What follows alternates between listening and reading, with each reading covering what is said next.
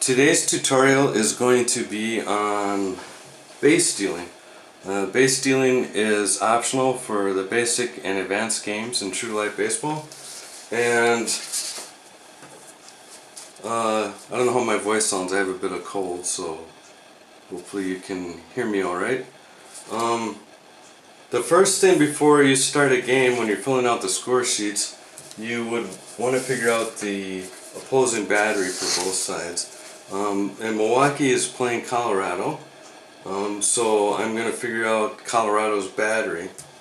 And how you do that is, here's the catcher, the starting catcher for Colorado. His AR value is -2. That gets recorded on Milwaukee's score sheet because the opposing catcher is obviously on Colorado's team. I just want to make sure this is in the view of the camera. Opposing catcher's AR, -2. Then you find the opposing catcher's pitcher is Jason Hamill, and he has that move to first of +7. What you do with that is you add the pitcher and the catcher. So we had +7 for the pitcher and -2, remember, -2 for the catcher, and you add those together and you end up with +5, and that gets recorded on the opposing battery, +5. And how this comes into play is if a runner is trying to steal second, you use the opposing battery. Both the pitcher and the catcher impact the play because the move to first it influences the ability to hold the runner on to first. But if that runner is trying to steal third, the pitcher's move to first has no impact because the pitcher doesn't hold runners on second, you know, as nearly as effective as they do on first. So only the catcher's AR value is considered on a steal of third base.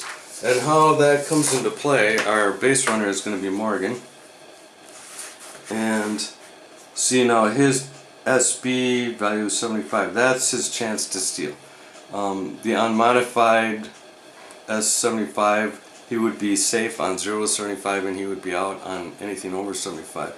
But depending on which base he's trying to steal, either you're going to add +5 for the opposing battery if he's trying to steal second, or you're going to just subtract -2 for the catcher if he's trying to steal third. We're going to have him try to steal second, and I need to explain how that's found out whether he can steal or not, and that's the SBR value, which in his case is 11. So on a 0 to 11 he can steal, and higher than 11 he can't steal. And then when he does try to steal, then this value is used.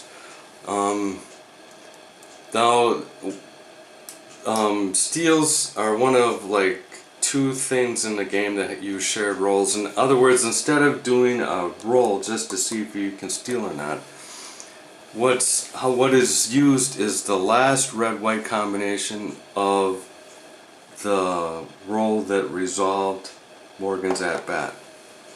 And so like if Morgan got a base hit and then there was a hit location roll, that would be the last roll that determined that he was on first base. And then when his play is over and then the next hitter, Braun, would come to the plate, then that's when you don't disturb the dice. You look at them and you see what they are, and if they're on 11 or less, he can steal. So we're going to say that the last roll was a 9, which meets his requirement to steal, and then he's going to attempt to steal second because it's unoccupied.